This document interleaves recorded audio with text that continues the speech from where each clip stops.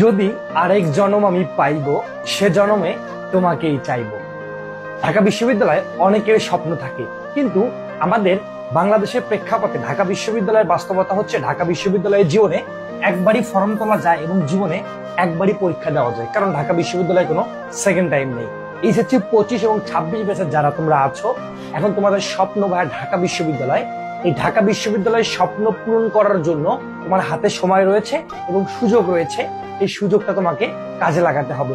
এই সুযোগ তুমি যদি একবার হাতছাড়া করে ফেলো, তাহলে পরবর্তীতে তুমি আর ঢাকা বিশ্ববিদ্যালয়কে, তোমার যে স্বপ্ন, এই স্বপ্নকে তুমি আর খুঁজে পাবে না।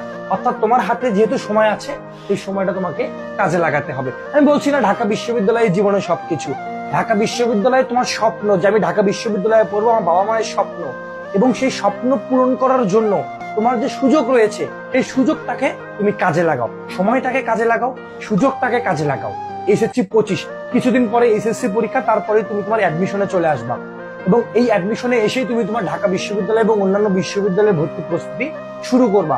তোমার স্বপ্ন যদি হয় ঢাকা বিশ্ববিদ্যালয়, এই ঢাকা বিশ্ববিদ্যালয়ের স্বপ্ন পূরণ করার জন্য দুইটা জিনিস প্রয়োজন। একটা হচ্ছে সঠিক গাইডলাইন প্রয়োজন, দুই হচ্ছে তোমার পরিশ্রম করার মানসিকতা প্রয়োজন। এই দুইটা মিলিয়ে তুমি ঢাকা বিশ্ববিদ্যালয়ে ইনশাল্লাহ ভালো করবে। আর এই দুইটার জন্য গাইডলাইন, যেটা গাইডলাইন তুমি দিতে পারবে না, গাইডলাইন দিব আমরা যারা এক্সপিরিয়েন্স আছি, আমরা তোমাদেরকে গাইডলাইন দিব, আর তুমি দিবে পরিশ্রম।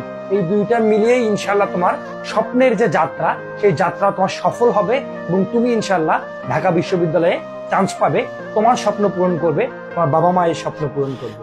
বিশ্বাস রাখো হৃদয়ে, দেখা হবে বিজয়ে।